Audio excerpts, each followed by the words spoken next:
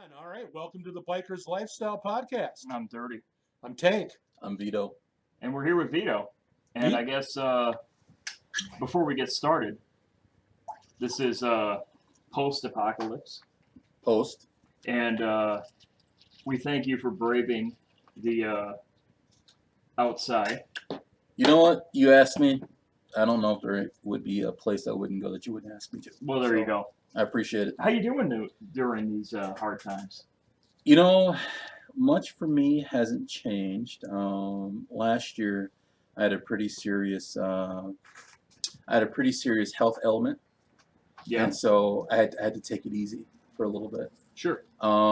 So my transition to this whole thing really hasn't changed. My understanding of this is pretty sharp. Yeah. I would say.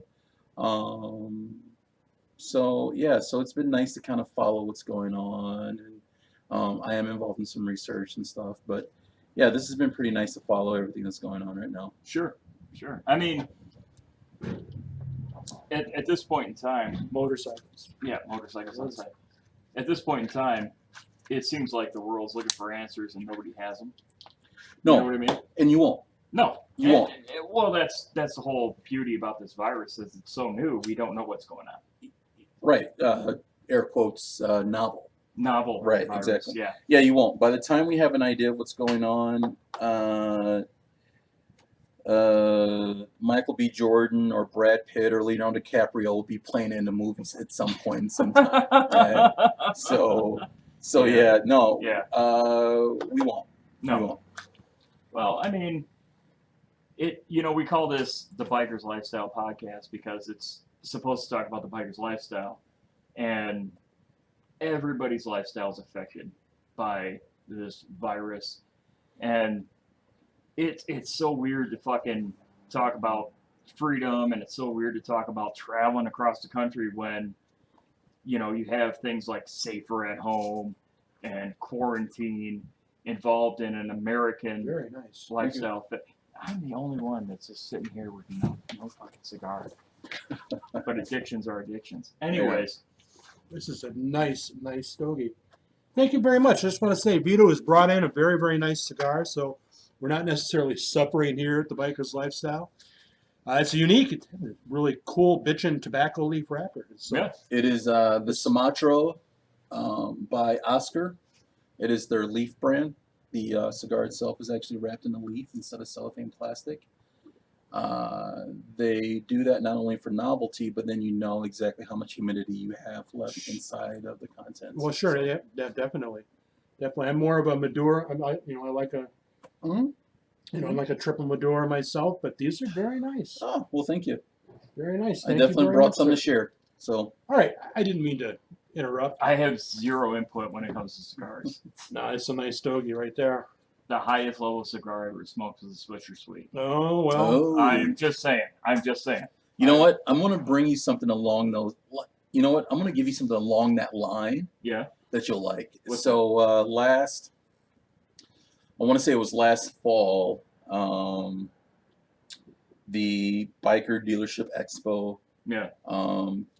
Quite a few guys from your clubhouse. We ended up ending at the Cigar Lounge in Madison. Yep. And Is that the same place I went with you? no. Okay. Yeah, yep, different place. Okay. So here's what's so great about that. So all of us are bikers or bike enthusiasts, or however you Yeah. entitle it, Yeah. or untitle it. But when we walked up, and oh man, there's gonna be a few guys who want to kill me, so I won't say names. Mm-hmm. They saw the place from the outside. Yeah. And they were a little intimidated, like, are you sure they're going to let us in, kind of thing? Because it looks like Yeah, a really, looks like one of those places. And every one of us were nicely dressed and, very presentable and for the most part clean. I don't know if I took a shower in the last couple of days. Now I think about it. That Doesn't particular matter. day. Yeah. But anyway. So we walk up to the place, Yeah. and I'm just walking, Yeah. George Jefferson and just Yeah. walking up, Billy Badass, right? Moving on up. We easy in it off. Yeah. And I noticed a few of the guys were just kind of looking at the building like, are you sure this is the place? So I'm like, come on in. And so right away, one of the owners were there and like, hey, these are the guys I was talking about that, you know, I want to bring. And so the owners had already been in on it. They had extra bar staff there to service us all. The humidor, it's at least the size of a 2-car garage. Wow. And so we walked in, and I know quite a bit about cigars. And yeah, we ended up having a really good time. You know, a ton of money was spent, and we left, and they were grateful for our service. And what was great about it was that you had 2 meetings of social groups, right? And at the end of it all, no one thought anything less or more of the other walking out. Right. And so since then, like, you know, on Facebook, I'll have a guy like, oh man, we got to go back to that place again, you know, whatever. Anytime I go back there myself, like, hey, you know what? It's getting warm. We're kind of expecting your friends to come here, you know, whatever. And they're not here for business or anything, but it's nice that they identify me with that. Sure. And they want that back in their own establishment. Well, you know, I mean, money's money. Mm-hmm. You know, it all spends the same. So, I mean, yeah. If you go to a place and you act right, and regardless if you're a biker or you're not a biker, it doesn't really matter. You know what I mean? I mean, 100%. I mean, you know, the whole cliche of a biker is this rough and tough fucking, you know, derelict of society who tries to go out of his way to piss people off. But at the end of the fucking day, we're not trying to cause a problem. No. We're just trying to enjoy life. Exactly. Trying to be free. Free in these COVID times. You know what I mean? So, but let's get to talking about who you are as a person, because this is your very special episode. Because I'll be honest, when I thought about this podcast in my head, you know, when I was like, you know, let's have a podcast where we talk to bikers about biker type shit, and we talk about philosophy, and we talk about, you know, whatever a biker would have in his mind, I actually thought of you. Whoa. I swear to God. Really? I swear to God. 100%. That's a great compliment. And I'm going to tell you why. Because I hung out with you a handful of times, say, what was it? God, it got to be about 5 years ago now. Yep, because I was still with the ex at the time. Yeah. Yep. Still about 5 years ago. And it was refreshing to see somebody who, I mean, let's not mince words here. You're kind of an intimidating looking type dude with the size. Yep. You know? And let's even say, it's safe to say, black man. Well, I didn't notice it because we don't He's see black? color. We don't see color. I had no idea. Son of a bitch! Look at that. I know. Wait till I tell but- Mom. I know. But you, I know. You know, I met his bike before I met him. yeah. I ended up crashing that bike, unfortunately. Sure. Had 2 women on the bike, Yeah. thinking I'm cool in my 20s, No. right? Yep. I don't even think I was even old enough to drink. Going around a curve in Madison, a turn, one kind of freaks out, you know, whatever, and boom, bike goes down, and then it wasn't enough that it went down, but then it flipped. Nice. So we all slid away from the bike, good thing. But then the bike just, and it was done. And so then my second bike was they had just made them. They were called the Suzuki Intruder 1500. Okay. Yeah. And that bike was supposed to be like the Softail heritage of that line. Right. My son owned one. Okay. And so that particular bike, there was a bike garage. The guy's name was Mark Pomerantz. He ended up being an engineer for Harley for a little bit, but he opened up his own bike garage. He opened up with another guy by the name of I want to say that guy's name is Rocky Peel. Funny story. So Rocky Peel, he owned a detail shop. Sure. And then my father owned a few detail shops. Oh. And they were kind of competing down the street. Yeah. But like competition is one of those things in business where it's like, yeah, we're competing, but you catch us out at a bar, we don't give a shit. You know? And Rocky Peel, big, looked like the California Dream, big 6'7", looked like a wrestler, long blonde hair, you know, muscle bound dude. Yeah. And I remember I had my bike. He had ape hangers on his bike, so I didn't want to do ape hangers again. Sure. Where I grew up in Texas, everybody had Cholo Cruisers. Uh-huh. So big white beach bars was a thing, or ape hangers. So what did I do? Went and got the biggest, whitest beach bars I could find. Had the bike painted Dallas Cowboy blue and silver. Actually, I have a picture of that too. America's team. And I rode that thing till the wheels fell off. You just pissed off a whole bunch of other people now. I don't even care. Fuck sports. Well, there ain't no sports to watch right now, brother. So. Yeah, right. No. And non-essential. And what was so funny about that is that I remember at the time I was living in Madison. Yeah. And I was riding around on my motorcycle. Yeah. And I had hung out loosely with a few guys that were CC riders. I hung out loosely with a few guys that were Centurions. Never really like, hey, come hang out with us at our clubhouse or anything like that. But, just friends with guys, whatever. And the president at the time, ZZ Zadaracker of the Centurions, this is long time ago. Okay. Him and I became cool, you know?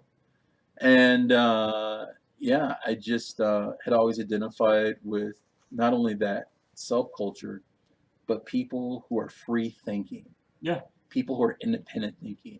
People who are not confined to this construct of, oh, well, I'm of this party or demographic or of this thing. Yeah. And I have to think like this and fall in line with this. And regardless if it's hurting me or not, I still have to be this, right? Right. And so ZZ, Zadaracker, and a few other guys I remember, they were just these independent guys. They're just like, no, we're the people that we're in between the cracks here.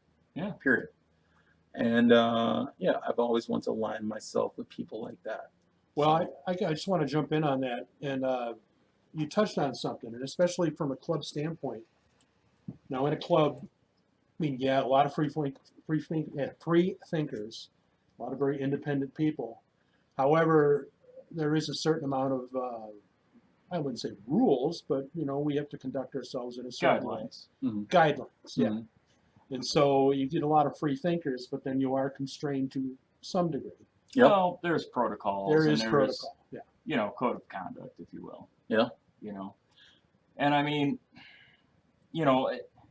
Unfortunately, in the MC culture, we try to put ourselves above, say, other bikers that are not in an MC, unfortunately. And I say that because I think, people have this mystique about motorcycle clubs, that they're somehow, they think they're better than everybody else. No, we don't think we're better than everybody else. We just think that we have these certain standards and morals that we won't infringe. Right. And we don't try to expect everybody else to follow them. We just hold ourselves to this standard. You know what I mean? Like, I don't see a quote unquote citizen, independent biker as somehow lesser than me. No. I just consider myself obligated to uphold the standards that I have set myself to uphold. You know what I mean? Yeah. Like I say, okay, I'm gonna do XYZ. And if somebody else wants to do ABC, well, that's on them. You know what I mean? The motorcycle culture is very libertarian, as where we're all free to do what we want. Mm-hmm. If you're going to go out and you're going to, commit quote unquote crimes, which is a loose term in the MC world because, it is what it is. But if ABC wants to do XYZ, well, I'm over here. I'm doing my own thing. And I'm with my club, and I back my brothers. And if you want to do this, good for you. You know what I mean? Does that make sense to you? No, it makes sense to me. I mean, there's a lot of stuff, in terms of the club culture that we couldn't possibly explain to other people unless they go through it themselves. Well, and that's just it. When I hear people talk about the club culture that's never been in a club, I'm like, shut the fuck up. You just don't know. Okay. You know what I mean? And until you're in a club, you have no idea. There's a well, I don't know how you want to describe them, but there's a podcaster slash YouTuber that goes by the name of Black Dragon. Mm. I don't know if you yeah. Yeah, I follow Adam Sandoval quite a bit. Yeah. And Black Dragon was featured on Adam Sandoval's channel. Yep.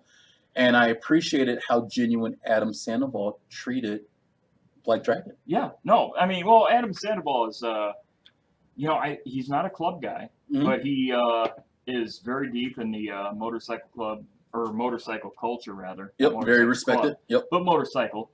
And he traveled the entire United States and hit every state, and he hit, I don't know, Every dealership. every dealership, 780 every Harley Davidson something, dealership, yeah.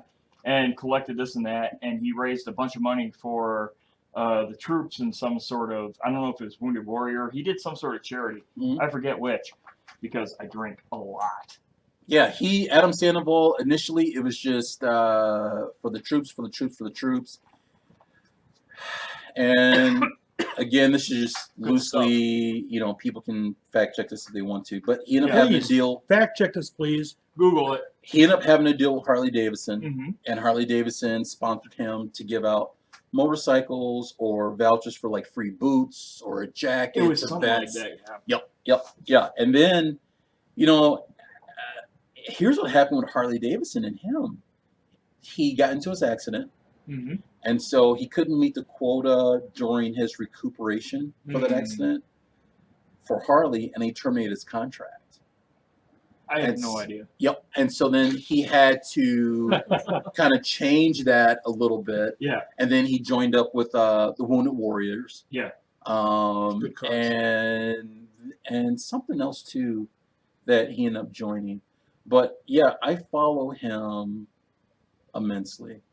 Well, I bring up Black Dragon because I originally started following Black Dragon. Just, you know what? It's sort of my own. I have a lot of curiosity about the unknown. Mm-hmm, mm-hmm. Like, I feel that knowledge is, power, Yep. quote unquote. And if I don't understand it, I want to know about it. And obviously, I'm one of the whitest people on planet Earth. Like, I can get a suntan during a full moon. You know what I mean? So when it comes to the black motorcycle club culture, I obviously am not going to have any experience with it because, well, whitest person on fucking Earth. So I started, listening to it because I was kind of curious to see if the MC culture versus black and white has any similarities and, whatever. So I bring up Black Dragon because, hearing what he has to say, a lot of it crosses over. Mhm. You know what I mean? It's all the same, like protocol and rhetoric as you would find in white and Mhm. whatever, but yet somehow in MC culture it's still very segregated. Yep. And I don't know why that is. If I'm brutally honest, I mean it's 2020. I mean you would think that somehow lines would merge. I know our club is relatively, culturally diverse. Mhm. You know what I mean? Because we have a couple Hispanic members. But what are your thoughts on that? Why do you think that is? Why do you think that the motorcycle club culture, or even biker culture for that matter, from what I can see, Yeah, is somehow segregated? I don't know, because if I was to ask you guys what is the most iconic motorcycle movie, you guys would say, Well, you say Easy Rider because right, okay, Yeah. right. Now, those two motorcycles that were built Yeah. were built by a black man out of his independent shop. Sure yes, it was. Yep. Do you know his name? No, I don't. I know he's wanna from say it's Southern California. I know. Benny Henson? Is that Okay. it? I believe that's who. I Okay. believe it's Benny Henson. So I know shit. So it's unfortunate that this ideology, Yeah. which we all believe in, Yeah. being of this soul culture, but yet a demographic separates us. Yeah. I mean, and you know what? I mean, we're sitting here in 2020. There's what, April 22nd, 2020. COVID-19, right? We're talking about a virus that's infecting millions of people across the globe.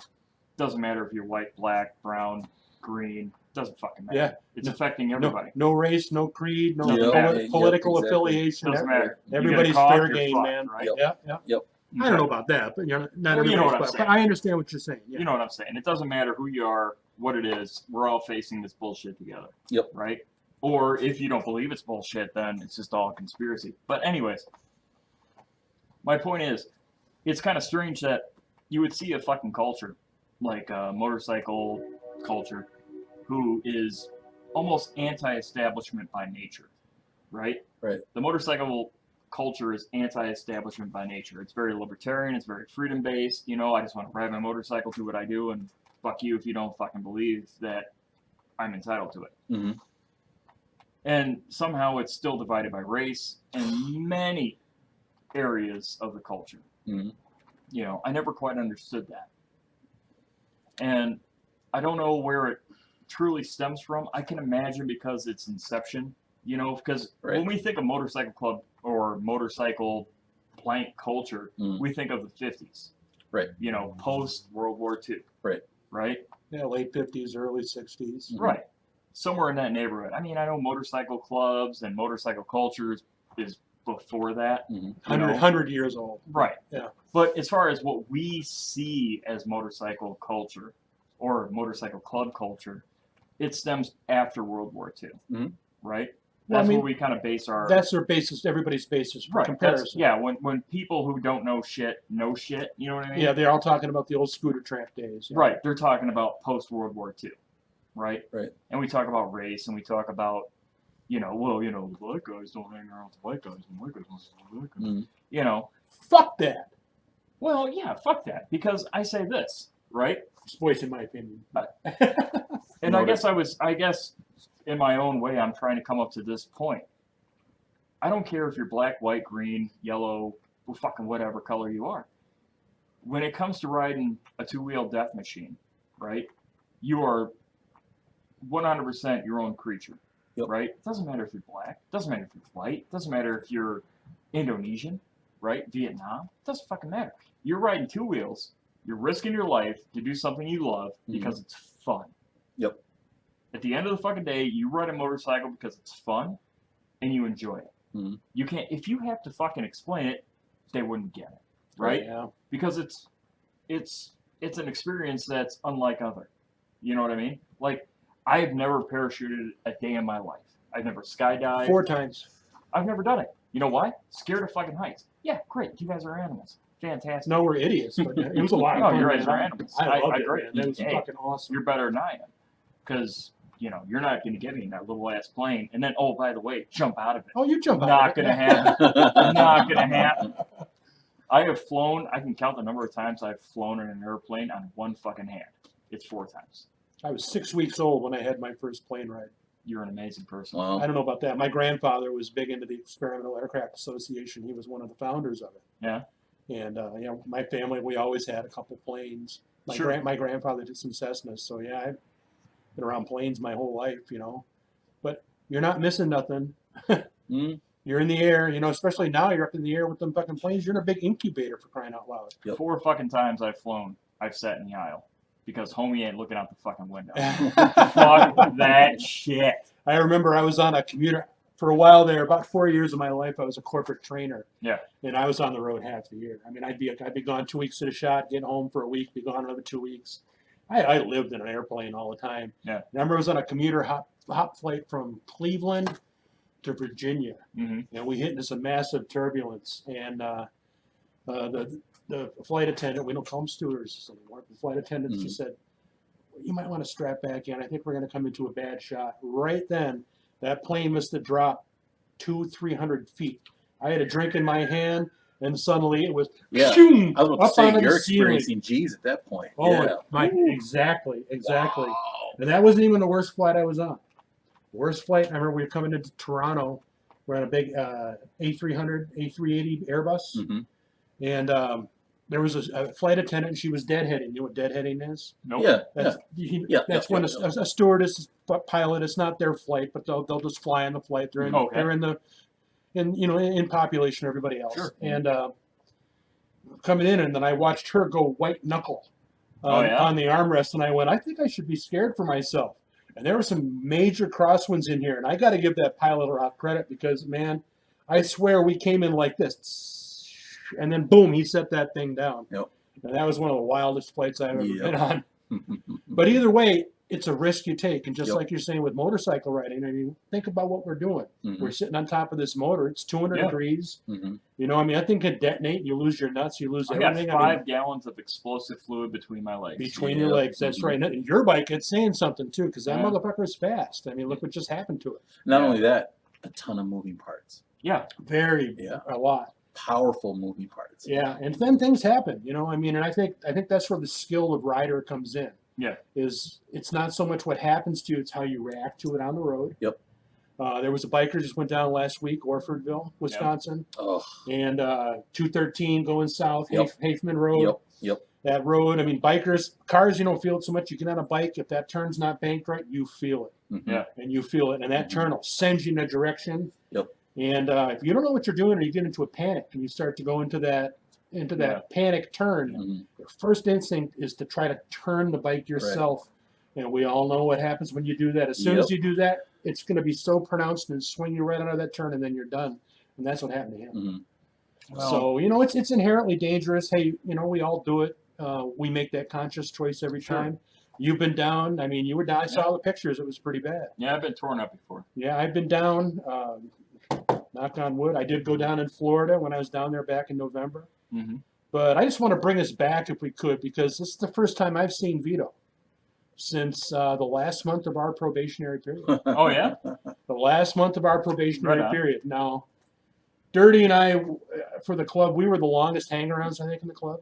Yeah, almost a year. Well, yeah, I think it was about a year before Yeah. we ever even were thought to get the nod to come in. And we both came in from two completely Yeah. different sides of life. But we met for the first time. I think it was, well, we had seen each other. I'd seen you over at Doc's wedding. Yeah. You know, in and out. You In know. passing. Yep. Then And I we- saw you there too. Yeah. Yep. Mhm. And I meet you over at Bobbleheads, and they were Mhm. like, "Yeah, this is the guy you'll probably be prospector." We were like, "Yeah, how you doing? Yep." And I run into this motherfucker here, and he says, "Yeah, you're in here." He finds out we're in our last month of probation, and he leans over and he goes, "Tank, I hope they make it fucking hurt." Yep.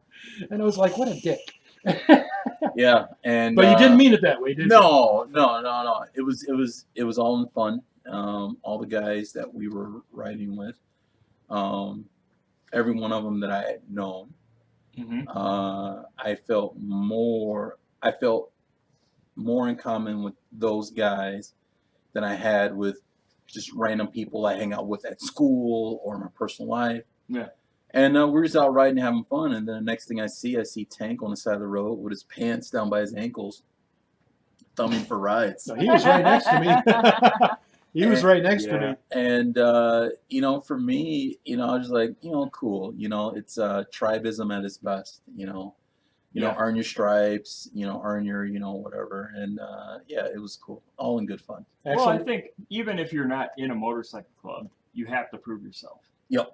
Even if you're independent, Yep. Sure. right? Mhm. You know, if you're a nobody talking to other nobodies at, say, the local biker event, you're talking about a civilian in this world. right? I mean a citizen, right? Excuse me. Completely fucking a guy that's just Yeah. riding motorcycles. If you want to break into a subculture, you have to somewhat prove yourself. Yep. Yeah. You know what I mean? Yeah. I mean, there's no way around it. And Well, you got to get recognized, even like. well, I mean, it's just human nature. Yeah.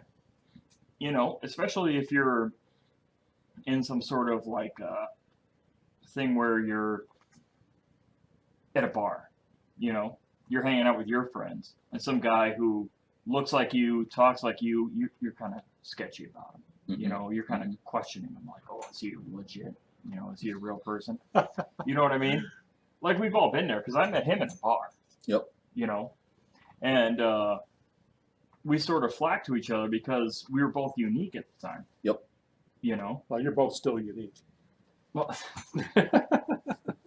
that's the same point I'm trying to make. Good to go. Much better. I promise not to light myself on fire this time. Oh, if you do, you do.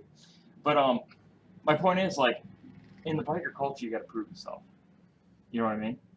And it's sort of like one of them deals where, God, I kind of lost my train of thought. That's all right. It's all right. Don't worry about it. We never really have much train of thought here anyway. We just kind of Set the bar low, taper off from there. There you go, man. But no, I mean, well, Dead air. there. Penalty, 10 yards. No. I guess my point is, like, yeah, I don't have a point. That's all right. That's all right. I mean, Vito, I like your ride. You got that soft tail Mm-hmm. stretched. Yes, I remember? do. Yep, it's a 95 Softail Heritage, Mm-hmm. and I put hard bags on it to turn into pretty much a Road King hot rod. Has a 6 or 7 gallon tank on it. Yeah, it's a nice bagger. I think that's a Fat Bob tanks you got on there. No, yeah, yours. I think yours are Fat Boy. I got Fat Bobs on mine. Yeah, so- no, these tanks are like obesity bobs. Yeah, have you seen tanks on mine? No. Yeah, mine. They're like, I got wide tanks Oh, yeah. on mine. It's a big boy's bike. And when I first got the bike, I took it down the docks. And, again, just biker culture is just something I've always identified with. Just Mhm. just a little backstory. So, growing up in Texas, there was, there was always bikers around. My mom even had dated a biker for a short time. What got you into bikes? Good question. I tell you what, it was this. So, my mom had just had a hard run of just, unfortunately being married to the wrong person. Yeah. So the first That'll person I saw that had treated my mom great Yeah. and treated me and my sister great was a biker Yeah. named Chris, and black guy, had a motorcycle, had a little bit of land, had a couple Appaloosas, Sure. had Dobermans, Yeah. and he treated my mom great. He treated my sister great. Yeah. And so for me, superheroes didn't exist. Like Superman didn't exist to me, and Batman didn't exist to me. Right. Aquaman didn't exist to me. Bikers were my first introduction to superheroes. No shit. Yeah. So these guys, these men of color who were bikers Yeah. became that to me. They just seemed like cool dudes, and they treated my mom cool and treated us cool, and that was it. Yeah. And that was this man's identity. But then aside from that, he had been some accountant, head honcho guy for Pepsi. Really? Yeah. Like a corporate exec type deal? I don't even know, but listen, big house, land, horses. We would go horseback riding. Well-to-do, right? Lived right off of a golf course, Uh-huh.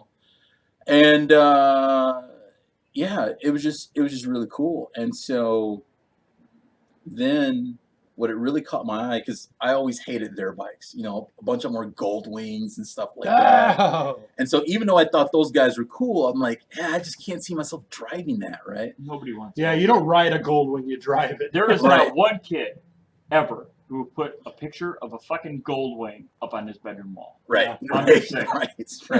Yeah. So what had happened, point. they had like this big party.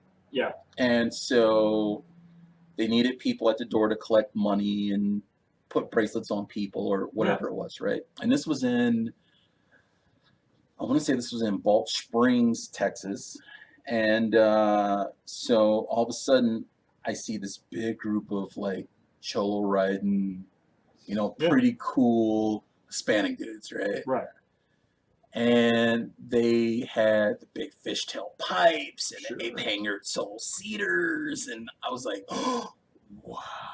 Yeah. Right? Oh, yeah. So Chris would come by, check on us, whatever, and I thought it's just really cool. Mhm. And so I remember telling him like, oh, I really like their bikes, and he's like, oh, you don't like my bike? And I'm like, I didn't. We were collecting tickets and stuff, whatever at the front. We wasn't really allowed to be like inside the tent, Mhm. but we could be outside, whatever. And so, young kid, and I was like, no, I really like their bikes, whatever. So he had known somebody, right? And, Yeah. and all these guys were patched and whatever. And he showed me around his bike, and I remember thinking, okay, I'm going to end up on this bike. Yeah. This is my bike. Mm-hmm. I want to be the superhero that this man was Mm-hmm. to my mother and my sister. Sure. Yeah, you're going to emulate yourself. Right, exactly. But I want to be on that bike. Right. Right. Well, I And think as kids, you know, kids are like sponges. Very Mhm. impressionable. You know what I mean? And you know, I know it's not a popular like decision or conversation, but men look for role models, Mhm. right? We look for something to emulate off of, whether it's a biker or a superhero. But we look for some sort of like role model, Mhm. And I think sometimes in present day culture, bikers can fill that role. Mhm. You know what I mean? I 100% agree. So that was something I've always wanted for myself. That was my Superman. That was Yeah. my Aquaman. That was my Thor. That was my Predator. That Well, was because bikers are almost like the last cowboys of Very- the United States. very much so. You know what I mean? Yes. We're the Yes. last cowboys. Yep. We roam the Yep. Badlands. You Yep. know what I mean? And since the beginning of time, Yeah. we've had women bikers, we've had white bikers, we've had black bikers, Hispanic, Hispanic, yeah. Since Japanese. Yep. as soon as two wheels were able to be purchased, we had that. Yeah. And right away, I remember thinking, okay, well, there's a difference then. There's something that they're expressing in their bikes that other cultures don't express in their bikes, right? Yeah. So, Well, it's personalization. yep, Yeah. 100%. And so I just remember thinking, okay, yep, I want that particular bike. Yeah. So, same year, Dandy Rogers Elementary School in Dallas, Texas, Mm-hmm. we had to time capsule ourselves. I Mhm. want to say fourth grade. Okay. So we had the sheet of paper, and I'm Vito, and blah blah, and I live here, and I go to Dandy Rogers Elementary, Yeah. and just a bunch of stuff like you fill in the blanks, whatever. And so I want to say it was question 5 or 6, and it was, what do you want to be when you grow up? Uh-huh. Right. The night before, this is no bullshit. The night before, I didn't know what I wanted to put. Right. Mhm. I just knew where we lived on Lover's Lane in Dallas Mhm. that I had about a 3-block walk to school the next morning, and I needed to get this done. Right on. So, you walk to school with your friends, and, hey, what'd you put? Whatever, and I'm just nervous. Well, you have to go in front of class Yeah. and say, or you have to read your thing out in front of class, 4th grade. And I remember being nervous, Mm-hmm. and I said my spiel. I skipped over that. My teacher, Mrs. Blackman, comes up to me, and she's like, well, you didn't read, the whole thing. She's standing up next to me. She looks at what I have for that, right? Mhm. And it's like I filled in some of the blank, and then I wrote over the top of it, right? Right on. And so it was, okay, well, what do you want to be when you grow up? And on my grandmother's life, this is what I put. I want to ride loud motorcycles and kiss pretty girls. You're right on. And she was tickled by it, standing over me looking. Classmates, like my buds, were like, oh, because people were like, oh, I want to play for the Cowboys, or I want to be a rancher, or I want to be a bull rider, or I want to be an astronaut, I want to be a pilot. But that's what I wanted to be. Well, motorcycles are an aphrodisiac. Mhm. You know what I mean? Mhm. Like, we all get into this lifestyle for the love of motorcycles, but if it wasn't for the fact that you get laid while you do it, Right, it wouldn't be alluring. right, You know what I mean? right. Like,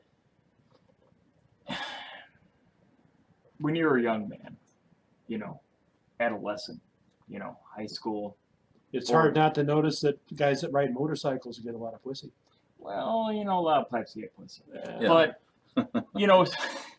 it's one of those deals where at certain points in your life, you have certain priorities, right? if you go out of your way to, earn money, you're this person. Or if you go out of your way to earn ladies' attention, whether it's, for whatever reason. The point is that there's a reason for it. You know what I mean? Like, we all get into this lifestyle for a reason. And a lot of it has to do with, personal, I don't know, growth? Mm-hmm. Is that fair to say? Yeah. You know what I mean? Yeah. Like, because I think, like, in this culture that we live in, whether it be, well, let's call it like it is, American culture or male American culture, you want to be a man, Mm-hmm. right? And it's hard these days to say what a man is because there's sort of this culture shift where men are, toxic. Masculinity is fucking, a four-letter word. The pussification of the American male. Right. Yeah. I hear what you're saying. I'm trying to dance around the subject, but Fuck it, say it. yeah, it is what it is. But like, it's hard to say what a man is, right? You look at our friend Vito here. He's got, all the makings of a hipster or whatever because of the hair or the man bun, but that's not how it is. Mhm. You know what I mean? Like, samurais had a man bun, quote unquote. You know what I mean? It's like, as a biker, you live your life to a certain code, Mhm. right? You take care of each other, you look after each other, you do things that help one another, yet you're independent, Mhm. right? Because being a biker is being independent, right? Mhm. I can, fend for myself. I can, do what I want, whatever the fuck it is, right? And I guess the point I'm trying to make is being a biker might be the last bastion of masculinity, right? One of very few, that's for sure. Yeah. You know what I mean? I agree with that. The culture of being a biker is rogue and community at the exact same time. Mhm. You try to exit society as far as the norm goes. I'm going to do what I want. I'm going to, this whole array of, I'm going to crash the norms, Mhm. right? I'm not going to get married. I'm going to fucking live my life this fucking, reckless rogue who's romanticized in I'll be pop dead by culture. the time I'm 30. Exactly. You know what I mean?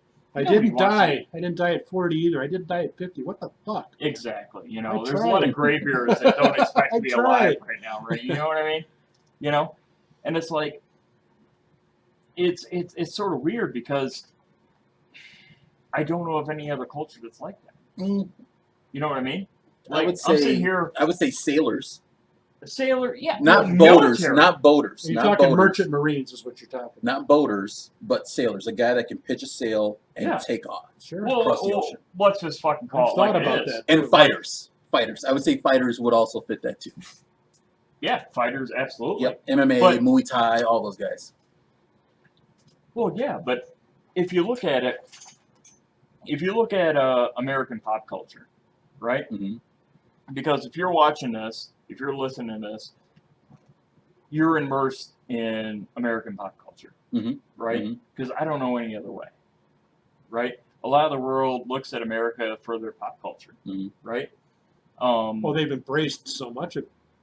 And let's be realistic here, since who we're sitting with, black culture has influenced pop culture worldwide more Yep. than any other culture. Right. Sure enough. I mean, let's just call it like it is. Yep. I mean, we look at the average person and try to figure out what's cool, right?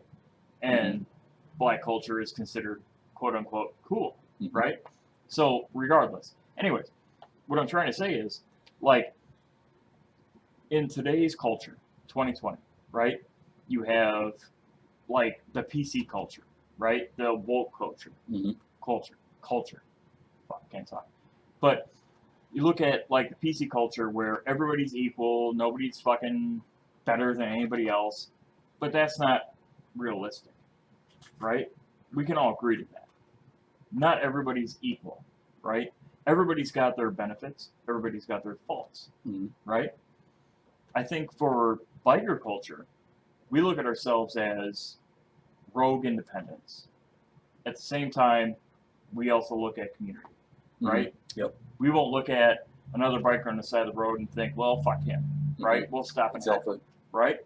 We'll look at a guy who rides a motorcycle as a brother versus a guy who rides a motorcycle as just another asshole stranger, right?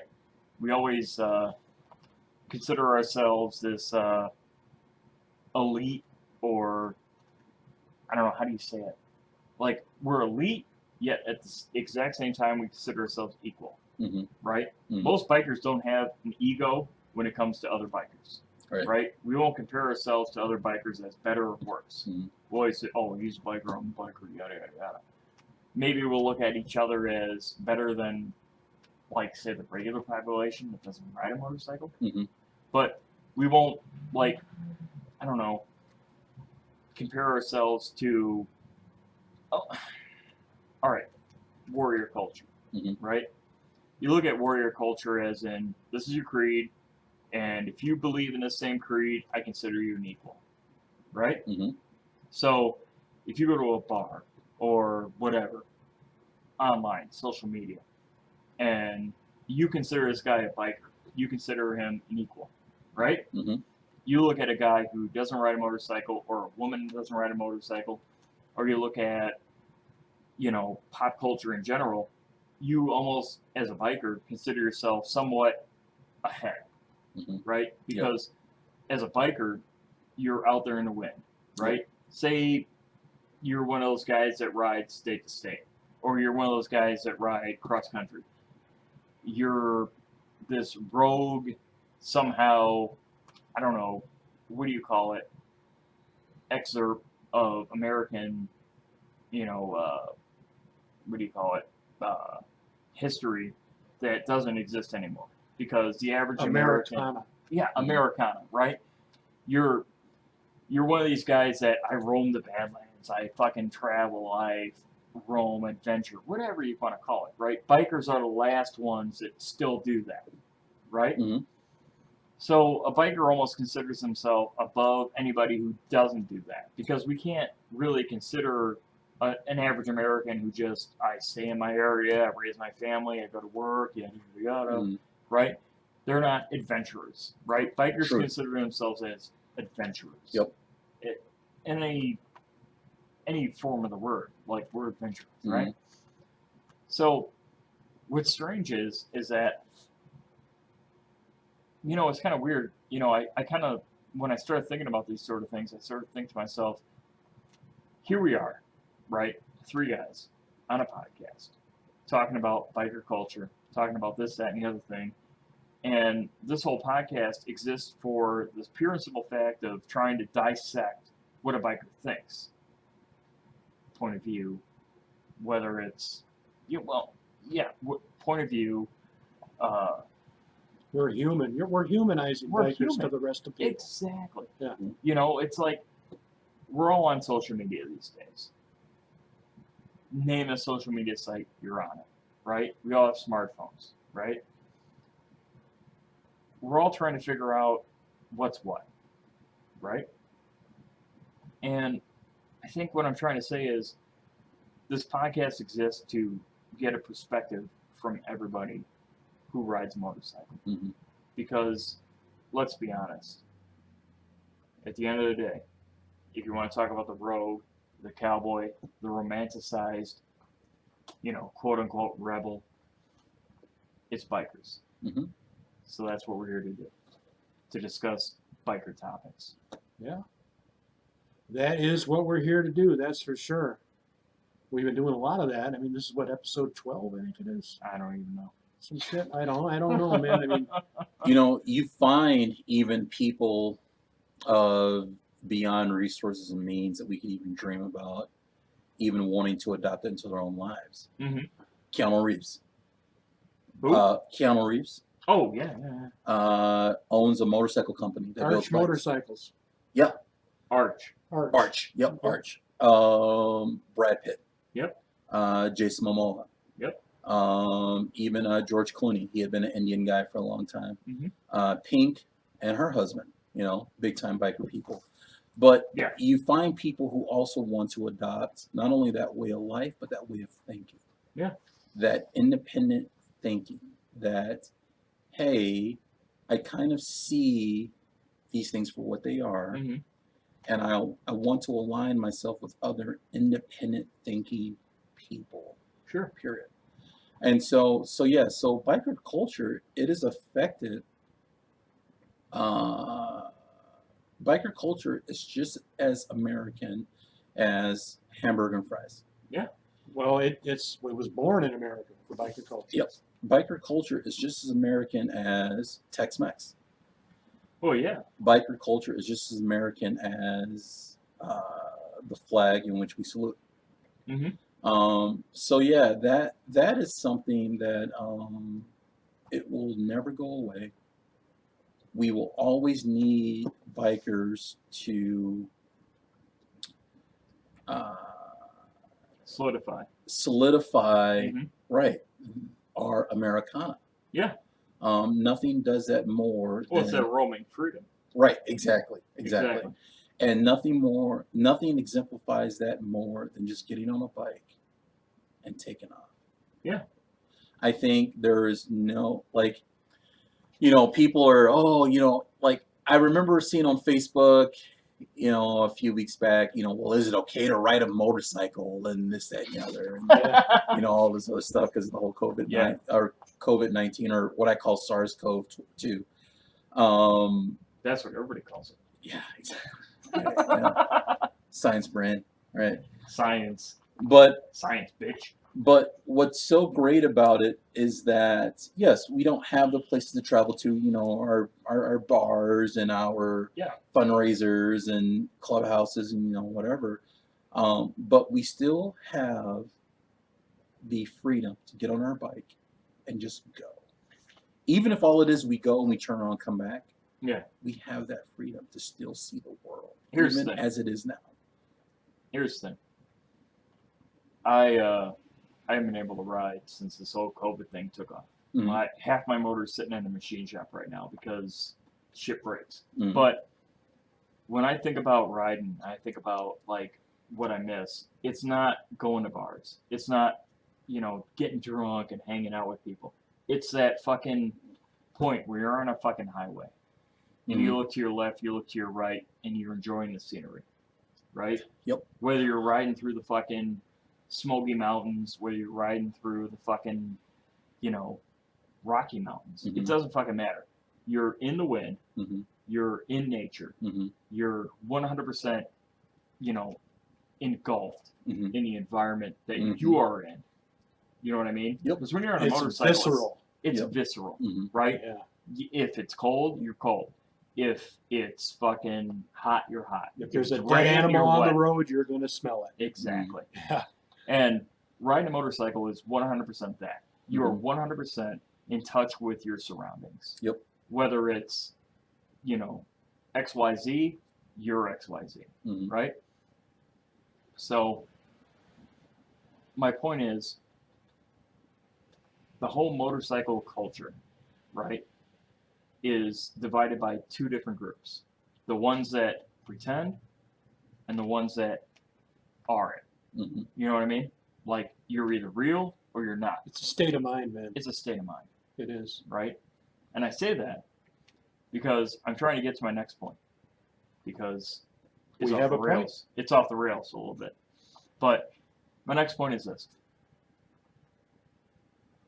On the social media machine that we are all on right now, because regardless of how you're viewing this podcast, whether it's, you know, Google Play, Apple Tunes, YouTube, whatever, it's social media, right? Mhm. Regardless of how you're viewing this, you're viewing it because you find it interesting. And on a social media machine, there is this huge argument of what's real and what's not, right? Are you on our Bikers Lifestyle Facebook page? I don't think I am. A smart man. Even though Son I of a bitch. even though I follow you guys, I don't think Coming I am. on our show and you have that on our. That's fine, you're But not I've seen the videos. Oh well, that's different. We've got Yeah. a Facebook page. Probably. We have a Facebook page called The Biker's Lifestyle that Yeah. I sort of relatively took over Okay. back in the day, and it's basically chicks and thongs, Okay. right? Well, that's what it's turned Okay. into. It's yeah. turned into that, yeah. Yeah, go figure. But that's what they want. Bikers like half-naked women. I know, right? That's weird. Huh. But Who knew? All right. Who knew? Who knew? Who knew? But anyways, my point is this: like, we all like, I don't know, on social media we go after each other sometimes, Mhm. right? What's a real biker? Oh You my know, God! Do you ride a Harley? Do you ride a jack bike? Do you ride whatever? You know, what's a real biker? I think, and I don't know, I'm going to pose this question. In my personal opinion, a real biker is somebody who rides a motorcycle because they enjoy the ride. Mhm. And what I mean by enjoy the ride, which gets watered down sometimes, but enjoying the ride is enjoying being alive. Mhm. Enjoy being a human being who is doing something that's considered risky, right? Yeah. Like, you talk to somebody who doesn't ride about motorcycles and they say, wasn't it dangerous? Don't you Right. feel like you're And going do to you die? know what I do when somebody says that to What's me? that? They say, you know, it's dangerous, and I go, it's dangerous? Yeah, right? Oh my God, I didn't know. Do you wear I'm helmets? stopping Yeah. right now. Do you Yeah. wear all the gear all the Right. time? No. This is donor season, you know. Yeah. Yeah. Fuck off. But, you know, it's the whole point is, what's a real biker? And I pose this question to both of you, to be honest with you. I already know your answer, but I want to know Vito's answer. Because I feel you two could banter back and forth, because I almost feel like the like, oh, what do you call it? The mediator, oh, God damn it. Fucking start over. Mediator? Yes. The mediator of this whole situation, because I'm sort of like in between the age bracket. You know what I mean? Mm-hmm. What is a real biker? What do you consider, like, you know, you got white, you got black, you got old, you got young, because you look at this subculture of motorcycle enthusiasts, and it means different things to different people, right? Mm-hmm. You know, you see a guy who's in his 60s, 70s says, if you don't ride a fucking Harley, you're not a real fucking biker. Right. Maybe in a sense, in his reality, that's true. Because back in 1962, if you rode a fucking Honda, you rode a Honda fucking Dream.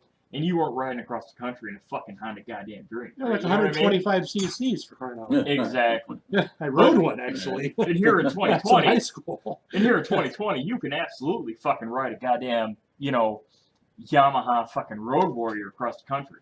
You can 100% do that. Yep. So brand, It's a nice bike. brand, whatever, doesn't fucking matter these days. You know what I'm saying? So what's a real biker? What And I is will a pose real this bike? question to our guest, the very powerful Mr. Vito. What do you consider a real biker? You know, I don't know if I'm qualified enough to Who is? say what is a real biker. You Who ride a is? motorcycle? You Right. ride a Been doing motorcycle, it for a you're, while? you're Right. a human being. You qualify. Just what's your opinion? There's no right or wrong answer. Yeah, you know what? I would think a real biker would be a guy who looks forward to every opportunity to getting on their bike, riding, be it through a city or back roads or Sure. whatever it is, to identify with that independent thought, that independent thinking, to be able to turn the volume down in your head that's bombarded by social media and commercialism and capitalism and all this stuff. Well, it's a lever of freedom. Right. Right. To be able to identify with yourself, Right on. period. To be able to separate yourself from all these moving parts, be it fictitious, whatever it is, Right on. but to be able to separate yourself from that and to give you a true reflection of who you are. I think motorcyclists, bikers, whatever we use, it gives you an opportunity to take that reflection that you see in the mirror Mm-hmm. and to be able to put it out in front of you Sure. and wheel right towards it as fast as you want. Yeah. And just to stay in that line of thought, I think to be a biker,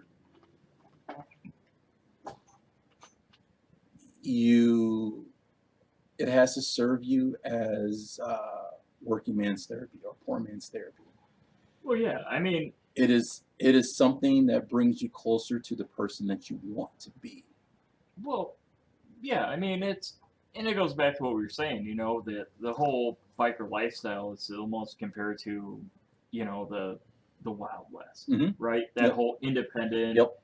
free thinker Yep. who is his own man and he Right. rides his whatever horse, motorcycle, whatever. He's just independent. He's out on his own. Mm-hmm. He's this man of men or Mm-hmm. whatever the fuck you want to say. He's this guy who's, you know, all that is man. Mm-hmm. And I think, like, when you think of a biker, you think of a guy who's self-reliant. Yep. You think of a guy who's, you know, this jack of all trades, Mhm. right? You know, he can hunt, he can fish, and yada, yada, yada. Mhm. He can take care of himself, he can defend himself.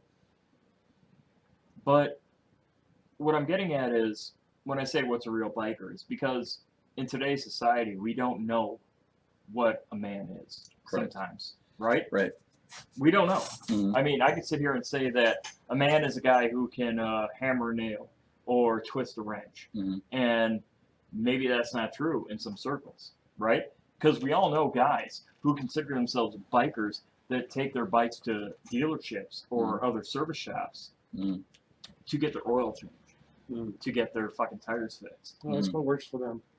Right. And do we say they're not real bikers? I don't know. You know what I mean? You know, I will say this. You know, I'm that guy that takes my bike to a shop. Sure. You know? And I don't fault you for it, by right. the way. You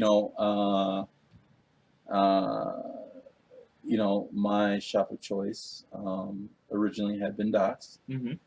and then he moved on to better things, the bar Sure. industry, and then you know, my shop of choice now is Rock County Cycles, Okay. and great guys. Yeah. Great guys. Yeah. I don't feel ashamed that, like right now, I have a bike Mm-hmm. that I have handlebars on it, Mm-hmm. and my mirrors are sticking above the handlebars, and I have big 20-inch ape-hanger handlebars. Right on. Now, couldn't I take a wrench and flip those around?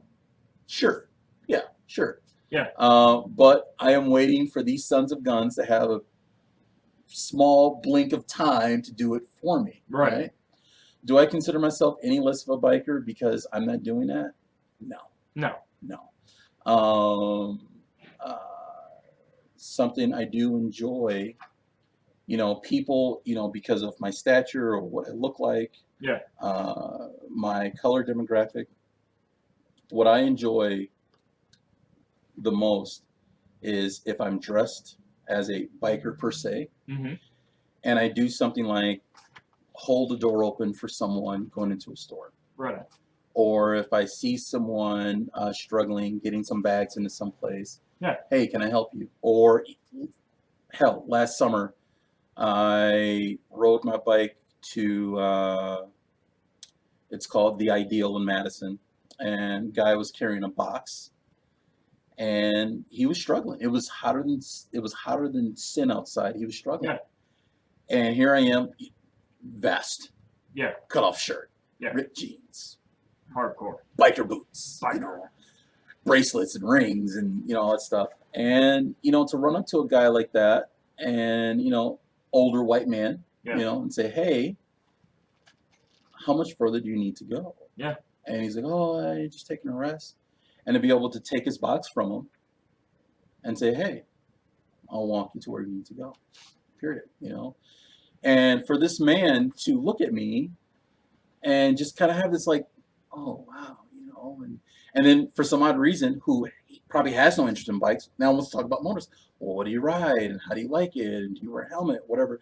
You know, I like the opportunity to be able to have those things to spread that to other people that might associate bikers with something else. Yeah. Some fantasized thing that might only exist in the 1%ers, right? Well, I mean, I think of it. I don't know. I'm not putting words in anybody's mouth, but the way I interpret this whole conversation is that being a biker isn't stereotypical. Mhm. You know, there's no. I see things on social media, you know, the biker code, Mhm. or I've never seen that motherfucker. Have you? what's that? The actual code written down. Do you get that like at the Harley dealer when you buy your Right, first right. 883 or Yeah, something? what is that? I Right, don't. I don't know. I've never been. Yeah. I've never been. An But it's NPC. referenced all the time, Yeah. the biker code. Yeah, I don't. I don't know what that is. I mean, I do what I don't. Look. You know what I mean? here's the thing. Be a man. Be a woman. There Right. you go. Be a fucking. Do what's right. Have Right. fucking Do what's integrity. right. Have integrity and do what's right. Have fucking integrity. Mhm. You know, why does a can't talk. Why does a motorcycle club culture or the motorcycle enthusiast or a motorcycle whatever the fuck you want to call it follow a certain type of culture or demographic? Mhm. It's because it's all about integrity. Yep. It's all about being true to yourself, Mhm. true to other people, right? You want to say you ride across the country and you're a nomad or you're some sort of hardcore rebel, fine. You can say that, but fucking be it, Yeah. Mhm. right? You better live You know it. what I'm saying? Yeah. I don't give a shit. Black, white, green. Doesn't fucking matter. Be who you are. If you are who you are, then fucking live it, right? Well, what you're talking about is mud check. Yeah, show class. Show Right? some class. At the end of the fucking day, show fucking goddamn class. That's right. Right? If you're gonna fucking talk a talk, back it up. Yeah. Right? And I'm sitting here in a situation where we're trying to do a podcast about bikers, right? And I 100% agree with myself that you, him, we're all fucking real, right? Mhm. We're all who we are and we live it, right? Mhm. I wouldn't put somebody on this podcast who I thought was fake, right? That's Who not I what thought we're was about. phony, Right. right? And that's the whole biker culture, right? Is be yourself, do yourself, and you know the rest will fall into place, Right. right? Well, it's say what you say, mean what you say. I think a lot of times people get caught up when they talk to a biker and they realize that that's where the shit stops. Well, Because I've never met a group of people more that will call you out on your bullshit right then and there because, and not because they want to be an asshole, it's because they just want it real. Right. well, yeah. I mean, that's you know the culture in itself is almost its own problem because we put a standard on ourselves. Like if you don't ride X amount of miles a year, you're not considered a real biker. Right. You know what I mean? And there's so many different variables on what can cause a person to ride X amount of miles versus X amount of miles. You know what I mean? And it's like, just be yourself. Mhm. Yeah. You know, this whole culture of riding motorcycles, and I don't care if it's fucking an R1 or a Softail. I don't care if it's a fucking, you know, Victory Jackpot or if it's a fucking Indian Chieftain, right? The end of the fucking day, just be yourself. Yep. Right? If you like what you like, then like it. If you want to fucking do this, then do that. I don't care. Mhm. Just be yourself. Just be Right? yourself, man. And at the end of the fucking day, this Talk- whole podcast, this whole culture is be yourself, be true to yourself, Mhm. don't lie to yourself, and don't lie to others Right. about who you are. Right? I mean, Yeah. that is what it is. It is Right? what Don't it is. lie. Don't pretend Yes. or what? Yes. No. Maybe so. Do I want more? First of all, let's acknowledge what kind of scotch that is. Because we don't have any sponsors because we're kind of broke dick motherfuckers. But let's acknowledge what Although kind we'll of scotch. take him Purell, Purell. Let's go ahead and Purell real quick. Sundrop. Duncan Taylor from Total Wine in Madison. Duncan Taylor. Duncan Taylor Scotch, blended Scotch. It's a blended whiskey from Scotland, and I think it's a Lowlands Yep. blend. If Yep, anybody yes, knows sir. anybody from the Duncan Taylor group, we support them because it's fucking good. It is more than good. I wish I still drank. I would liken this particular scotch to holy water. Mm. Right on, man. Only those that are pure. You choose wisely. Anyways, Well, we got to start wrapping things up. we and do really got to wrap and- things up. We've got a couple of things we always like to do. One question we always ask. All right, by yourself, 2 people in a group. How do you like to ride? I don't give a shit as long as I can ride. That's the best answer I ever heard right there. Best ever. Yep. I don't. As long as I can ride, as long as I have a few bucks in my pocket to dump in a tank and buy a snack or a coffee at a gas station, I don't give a shit as long as I can ride. Right on. That's actually Yeah. very, very true. I mean, Yeah, I mean, it's what keeps me sane. I got to tell you, this was the first winter I didn't go stir crazy. And why? Because I had a bike sitting outside, my Black Victory, Mhm. in Florida, and I could just get on that and go. yeah. It was nice. It was nice to be able to do it. At the end of the fucking day, biker's only happy when he's on his bike. That's true. You know what I mean? Like Mhm. everything else is stupid. It's just Mhm. waiting to ride your bike. Yep. Right. Yeah, I tell you, I love that. You know that anticipation you get like the night before you're going to go on a ride, and Mm. I can't Yeah. even sleep sometimes. Yeah. You know, because I'm going through all the stuff that we're going to do, and I'm getting ready to go, and Mm. I just love it, man. I can't Well, tell that's you. just it. I mean, I have lived a life of We've been blessed. Yep. We've been blessed Yeah. to be able to live this way. You Well, have I a mean- motorcycle, you're blessed. Yeah. well, Yeah. I mean, that's just it. I mean, it's like I have done a lot of things in my life. You know, whether it's racing cars, playing sports, whatever. You know, I've always tried to find myself in a situation where I'm, pushing myself. You know what I mean? Mm-hmm. And I got into motorcycles for the pure and simple fact that I thought they were cool, Mhm. right? Yeah. I thought, oh, that looks cool. I'm gonna do that, and then I did it, and it was like unlike anything else I've ever done. First time I ever got one when I was 9, I was like, hey, this is for me. Right? Mhm. It's unlike anything else. Yeah. And I know it sounds fucking dumb and cliche, but I don't care. it is what it is. I don't really It's, don't care. it's completely fucking unreal when you are on 2 wheels jamming on a fucking highway at a high rate of speed, and you're in the mix with cagers that are in 2 tons of fucking steel, and they're barely paying attention. They're on their phones, they're eating sandwiches, whatever the fuck you want to say, and you're just fucking on this fucking thing, and you're vulnerable, right? Yeah. And you're free, and you're in the zone. It's unlike any other experience you're gonna Mhm. fucking have. Mhm. Let me, You know. if I could just relate just something that happened to me in Florida. Okay. You're not aware of this, but Dirty definitely is. My dad died in February. Mm-hmm. Hell of a man. He was. Mhm. Yeah, he was. He never really embraced my motorcycle lifestyle. Mhm. Mm. Towards the end, he did, and he was starting to ask a lot of questions and stuff. And there I am riding down a Florida road all by myself. I just come from talking to a friend, and I'm just kind of tooling around, and the palm trees are lined up there. Sure. And I was thinking about my dad, and sometimes I'll just talk to him. Yeah. So I'm just talking out loud to him, and I say, hey, Dad, here's what I like. This is what I like about it. Mhm. Come enjoy and enjoy the freedom I got on this road right now. Mhm. And a voice popped inside my head. I'm not shitting you. A little voice popped in my head and said, yeah, I can see what you like about this. Mm. I can see what you like Mm. about this. And it was like, yeah, he's dead now, and maybe that's just my brain trying to come to terms with it. But he was with me right then and there, Mhm. and that was a big thing for me. It was pretty cool. I got chills. I got chills when it happened to me. I had a tear well up in my eye when I was thinking about it. Dad didn't like to take a lot of chances like that. I was always the opposite of him, running fucking full goose bozo head first into whatever I came along. Yeah.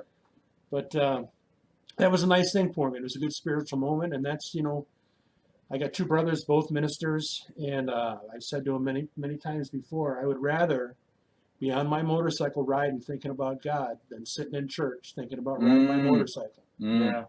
Yeah. I will. You know what? Let's agree upon this too. one of the We best. agreed on a lot here today, actually. And yet, Are we singing Kumbaya after right, this? Or? right. And Yeah. like, I ain't fucking holding hands with you, man. what's a great example of Americana than us three sitting here Yeah. talking about this? Yeah, Yeah. right. No shit. Like the ideology of what America is supposed to be. You had freedom to rap about This this. is man. this is one of the best examples of that. I mean, right on, man. Yep. I couldn't agree more. you know, I mean, you see so much fucking bullshit on the fucking internet or whatever about Every this fucking social divide. Right. You know what I You're mean? this party, you're that party, you're this, you're Republican. you're that, Yeah, you're yeah, that. quit Right. giving it life, people. yeah. It's like, Quit dude, feeding it, man. look. At the end of the fucking day, I'm down with motherfuckers that are down with me. Mhm, Right? You exactly. fuck with me, I fuck with you. Right. That's it. Mhm. I don't give a shit. You voted for Obama. You voted for Trump. I don't give a flying fuck who you voted for. Right. Do you think I'm cool? Okay, cool. Then I think you're cool. Yeah, You know what I mean? one of the biggest blessings being a biker, however we call it, Everyone's a biker these days. getting lost. Yeah. Getting lost. Yeah. I don't think there's nothing cooler than just getting lost. I had never been lost on a motorcycle, Vito. Yeah. But I've been some places I've never been before and gone, where Right. the fuck am I? And what a motorcycle does, it gives you that opportunity to just process and download your environment, I can't tell you. regardless of wherever you're at. You hit the nail right on the head. We're gonna wrap things up. This is where we always give our guests the opportunity to give their parting words of wisdom. Now you know Gopher, Yes. and Gopher's words of wisdom were don't be a douchebag. Yeah. Right. Mhm. And then we had Mongo. It was always stay true to you. No, never forget where you came from. Yeah. Right. And so Vito. Yeah, you know what? Two things. One, when a person expresses their opinion on anything, let's keep in mind that their opinion is limited to their life experiences. That their opinion is limited to how far out their kitty litter box reaches. Okay. So even though it might not be one that you align yourself with, just to have that understanding. Yeah. Right.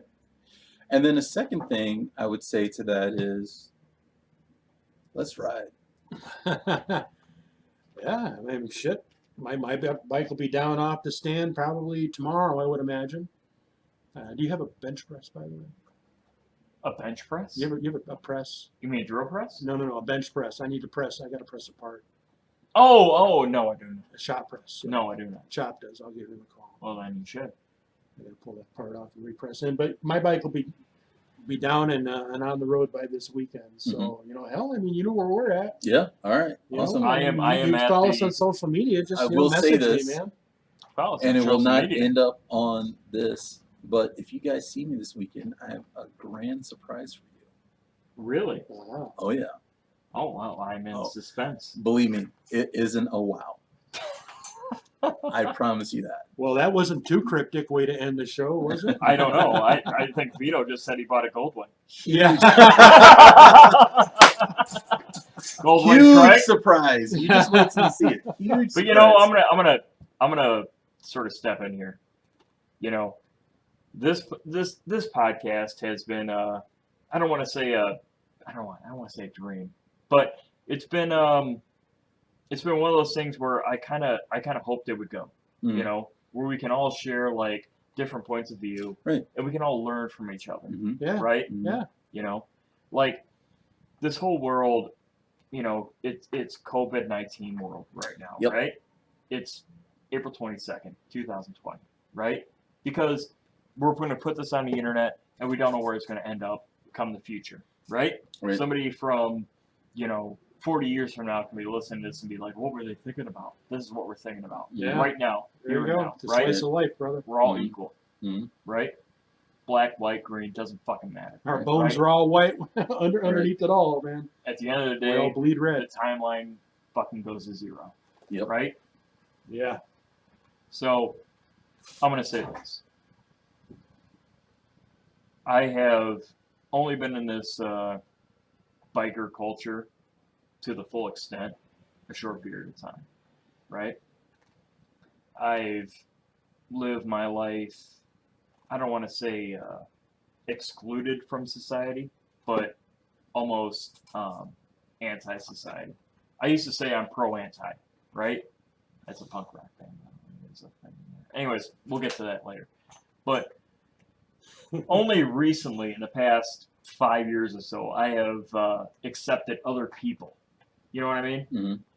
Well, you were getting a little out of your comfort zone there when you joined the club. When I joined the club, like before I joined this club that we're in right now, I thought motorcycle clubs were the dumbest thing on fucking earth. Neither of us had any intention of joining the club at the point in time when we joined. It was None just sort whatsoever. It just sort of happened. I remember. I would see that shit and be like, why the fuck would I want to join something that has more rules? But we found the what I same mean? group of deranged motherfuckers that were kind of like us. And that's what I'm getting at. It's and like, you know our brothers. Yep, I mean, I do. I look at Brother Tank here as a guy who's, I don't know, what, 15 years my senior? Yeah, you're 42. I'm 41. I'm going to be 41. I'm going to be 58. So that's 17 years. 17 years, and you're... Damn, you look good for... Isn't he? I love you, Wow. man. That's so awesome. Yeah. I am literally looking at two people that are You would have thought, sexual fucking epitomes of the biker lifestyle Listen, right now in front of me. I have to assume, okay, it's like I would have thought mid-40s. No bullshit. I don't need to shine you on. No, So I have to assume rather one or Vito's a two good things. liar. Rather one or two things. You're part black because black doesn't crack, or you're a vampire. Or Laotian or something. Yeah, you look good for pushing 60. Holy shit! Wow. Yeah. Well, thank you. I appreciate that, man. Wow. A year ago, he probably wouldn't have said that. I mean, I've had some medical issues, and I've been coming back to life. You have I don't know, improved leaps and bounds. Leaps and bounds. Yeah. Leaps and bounds. Yeah. Well, thank you. I appreciate that. Yeah. Man. Thank you very much. Wow. Yeah. God damn it! There's so much love in this room right now. I know we are going to be Ooh, singing goose "Kumbaya" pretty soon. It's the man bun. It does it. It's man bun. It's the man bun. It does it. Hey, it works for God you though. damn That's a good look, man. I You know, appreciate it. Dr. And a King handlebar metaphor. mustache. you got the handlebar mustache. I wasn't you gonna know. bring it up, but you have a handlebar mustache and a man bun at the exact same time. Hey. I'm just saying. Hey, you know Let's what? drink some more of your fancy whiskey. Well, Call me Captain Black Sparrow if you need. But yeah. well, I tell you what, Vito, we're going to do these with repetition now. Our viewers, they've been wanting it. Well, I don't know what our viewers want. Our viewer. Well, wait, I think we're up to 8. Maybe. All 6 of them. Yeah. But it's like, we've got a few. God damn it. but- I'd like to bring we him kind back. of got off point. I was trying to make a point. Here's my point. This whole fucking podcast is to demonstrate that it doesn't matter what you think. It doesn't matter where you come from.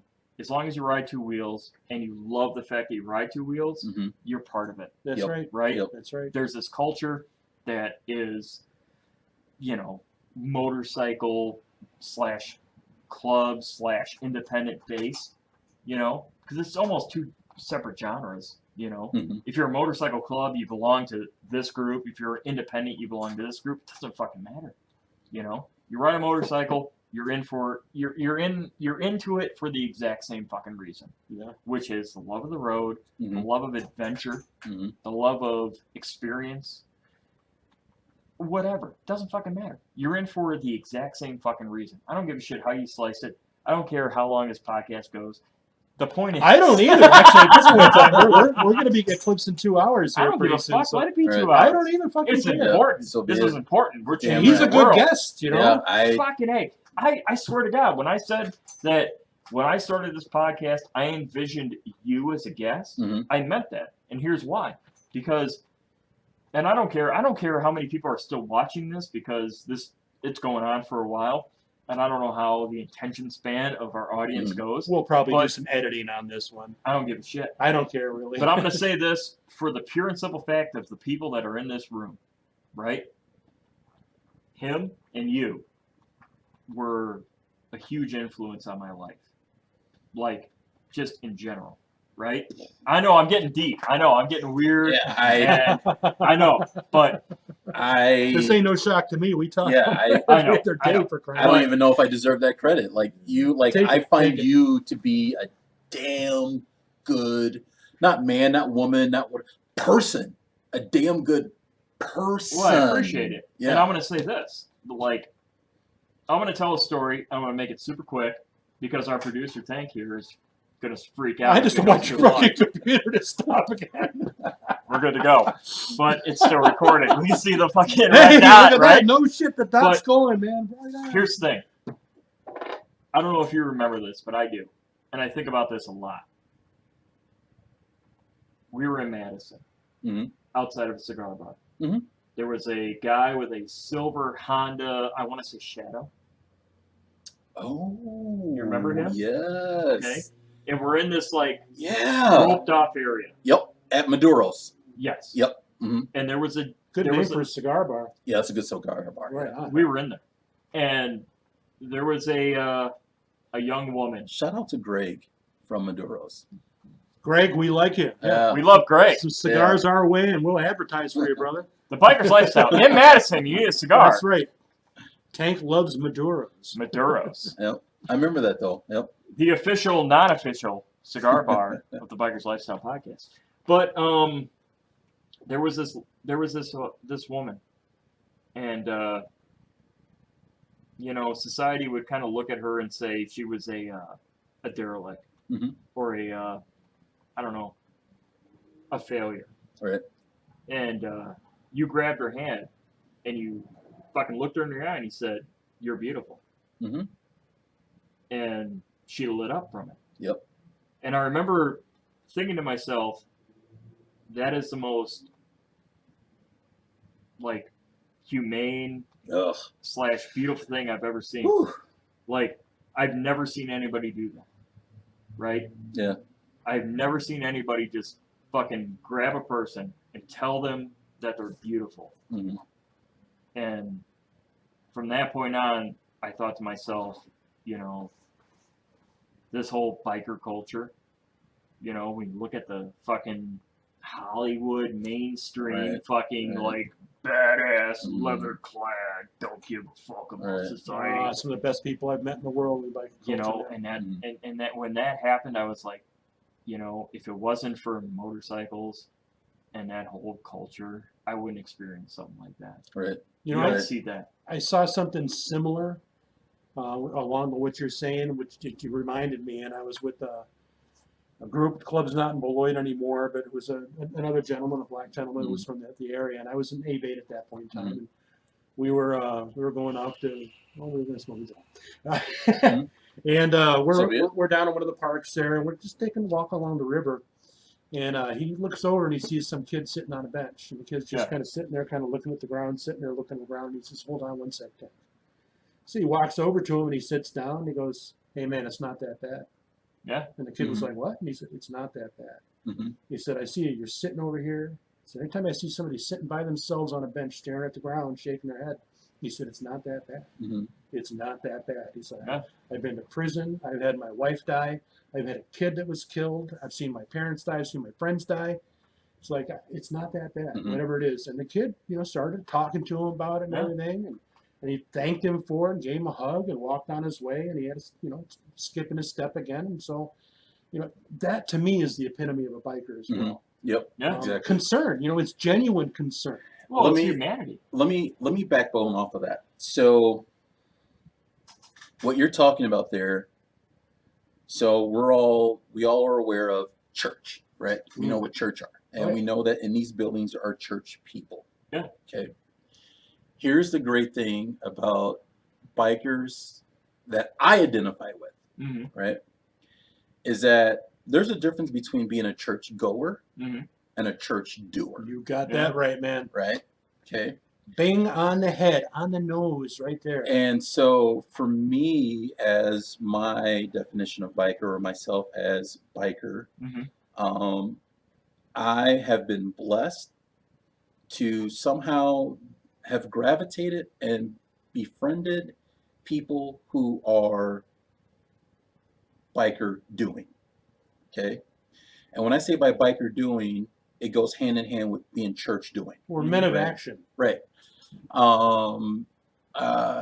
Story here. So when Rock County Cycles was on Milton Avenue, there had been a group of black kids that had come into the store. Oh yeah. And to them, it's Candyland, right? They're seeing all these Sure. bikes, whatever. And Bill, God bless him. I mean, just a great man. He could have said, "Oh, get out of here," and whatever. No. Again, biker doing, Yeah. right? He talks to the kids, Mm-hmm.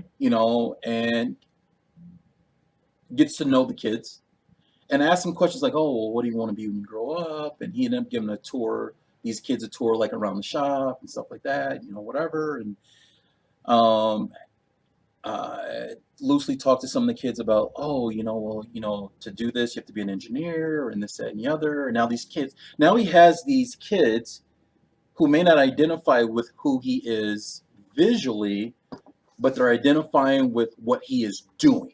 Yeah. Right? Biker doing. Yeah. And they talk and, whatever, and then they leave the shop. Yeah. Right? So for me, like I said before, there's church goers and church doers, and in bikers, I see them the same way. I think bikers, more of us than not, are that biker doing, right?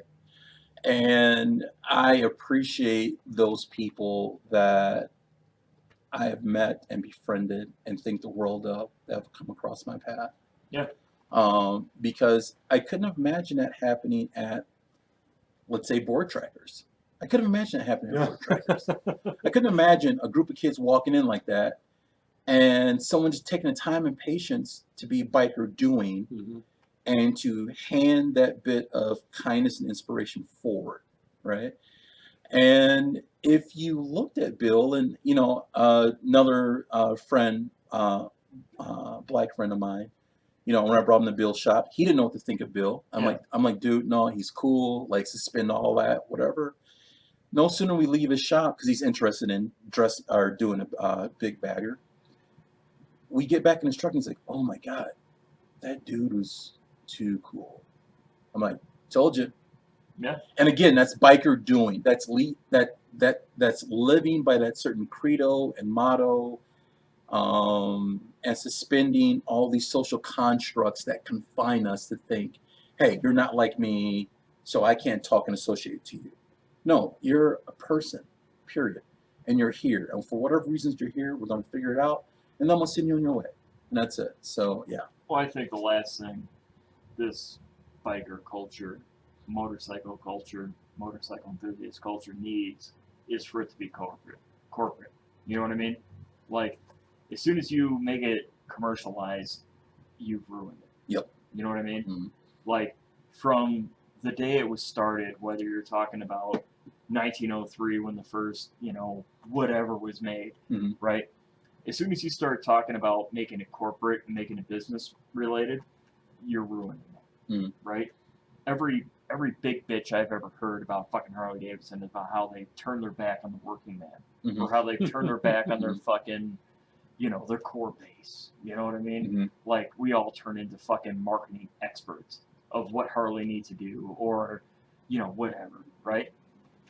And my point is this: it's a human condition to want to infect the herd in a positive way, right? I have heard so many times in this present day and time that we are a tribal species, right? The human race is tribal, meaning we have to connect with one another, right? We're in the COVID-19/2020 year where we're all supposed to, socially distance, yet somehow connect to one another, right? We're all in this together, but yet we're separate, right? And in the biker community, we're all trying to become the same person or the same, genre, as where we take care of each other, we're integrative as far as who we are as people, and we look after each other. It doesn't fucking matter, right?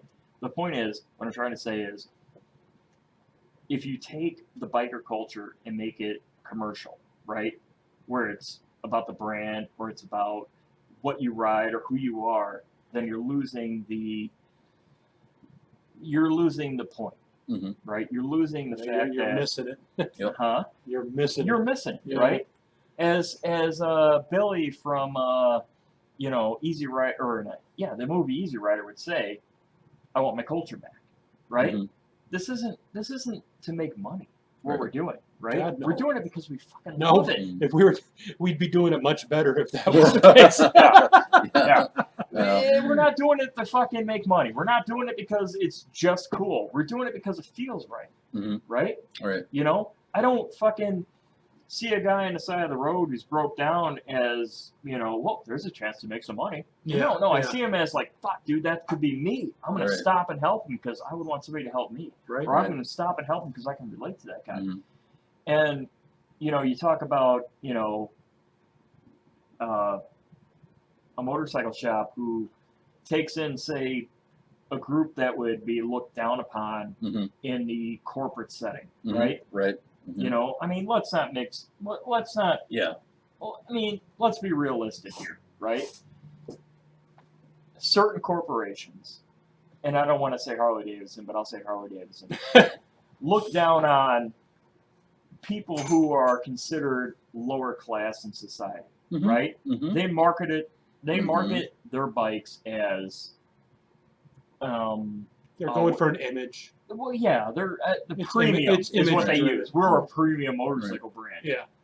First of all, if you throw premium and motorcycle in the exact same sentence, you're fucking up in life, Yep. right? Yep. Bill Gates ain't riding a fucking motorcycle. You know what I'm Right. saying? Right. The guy who owns fucking Forbes magazine ain't Right. riding a fucking motorcycle. Right. Who the fuck is premium in this goddamn culture? Jeff right? Bezos is Yeah. not riding a Yeah. motorcycle. Right? Yeah, Jeff Bezos.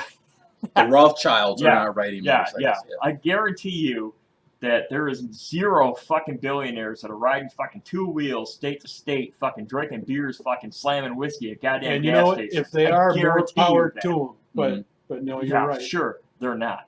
But here's my point. Those guys, those independent motorcycle fucking shops, you know, those independents, you know, whether it be, you know, shout out to Rock County Cycles here in Janesville, Wisconsin. One block whether up the street. well, down the road, yeah. Whether it be, you know, Rock County Cycles, whether it be name the fucking goddamn Harley Davidson dealership, or I'm sorry, not Harley Davidson dealership, but you got a goddamn phone call? Yeah. God damn it! How dare you bring in? I the think we 21st specifically century. said phone. Yeah. Don't worry about it. Is it a lady friend? Yes. Oh Oh, hell, talk to her, man. so let's talk about how hard it is to be a sex symbol in the motorcycle No, club. or the anyway. anyway. He's a beautiful man. Anyways, but my point is this: like, this whole like culture is based off the independent. You're right. They be calling.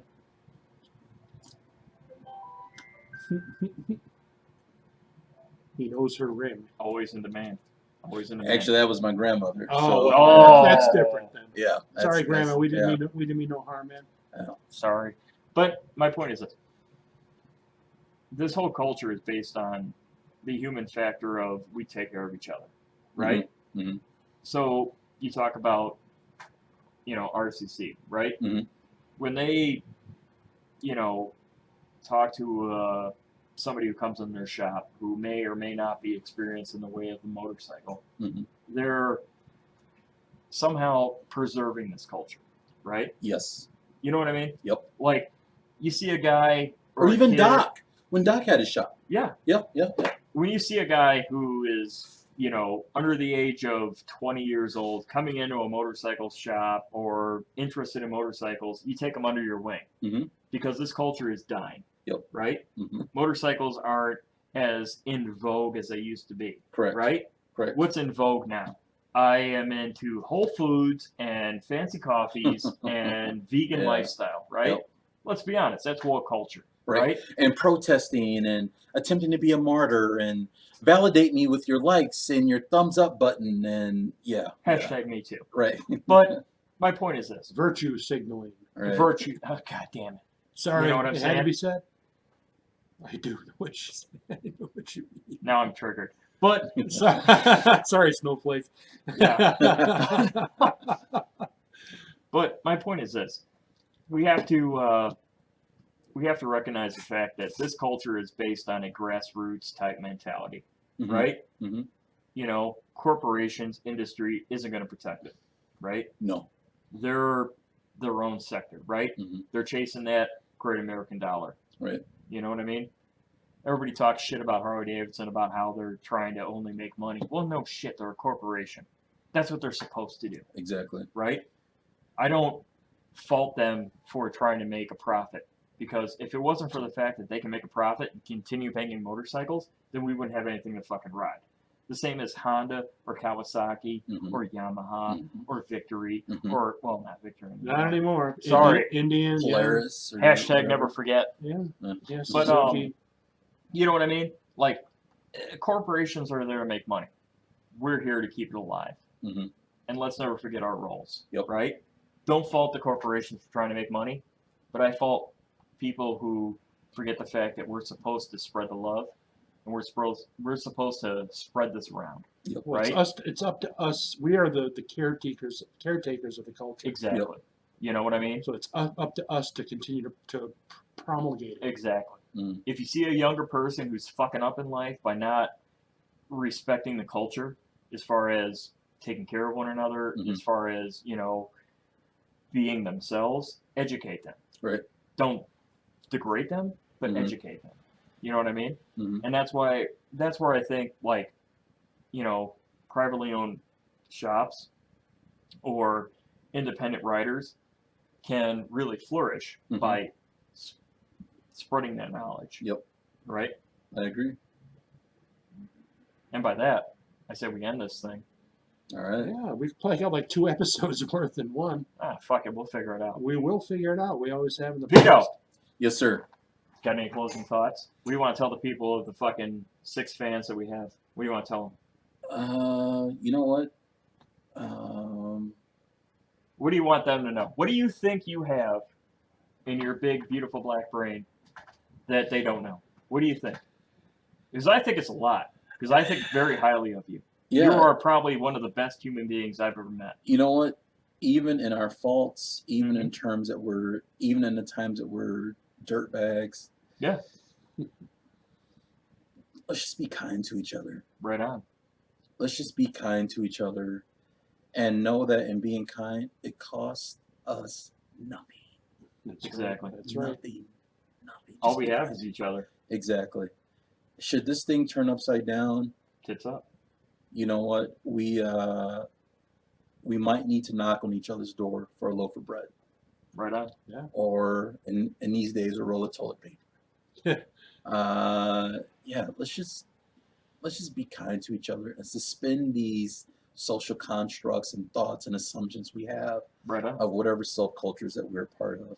Mm-hmm. And that's it. Yeah. That's it. Well, that's really a good message right there, especially in this day and age right Yeah. now. You're right. Mhm. I mean, If it wasn't for social distancing, I'd hug every single one of you. well, Hey, you know what? No homo. Thank you guys. Yeah. I really Fuck, we never appreciate talked this. about the Tiger King. Should we talk about Tiger King real quick? now we're no. Yeah, Let's No, but anyways, what let's were you bring him. saying? Let's bring him back. let's bring it home. You know, I appreciate it. Yeah. I like say we bring him back on sometime here in the future. Yeah. You know what? Listen, when Yeah. you messaged me, Yeah. and you asked, Yeah. and then I think you asked, what am I doing tomorrow, or Yeah. something That's what I like was that. thinking. Hey, you ever Right. thought about being on a podcast? What did I say in my message? Only yours or something like that. Yep. Yeah. And then I also said in my message, I will be wherever you tell me to show up. Yeah. So yeah, I extend that, and I do it genuinely. I do it with a full heart. You ask me, and I'll show up. Yeah. So Right on, Well, man. To many more. yep. You know so what I many mean? more. Yep. To And I'll many even more. I'll even bring another bottle with me next time. Oh, too. shit. I don't know if we can handle it. Yeah. Well, that about wraps it up here. We finished. We damn near polished this bottle. You guys, This was full when we started. Yeah. and I didn't drink any of it. But this is the point in time we're going to wrap up here on the Biker's Lifestyle, and we sort of have a catchphrase. You know what that catchphrase is? We No, always sir. say at the end. No, sir. That is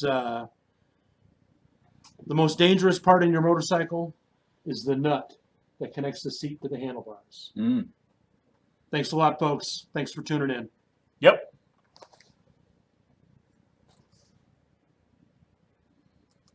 And we're done. I gotta piss so bad. Me too, That man. was awesome. Woo. That was awesome.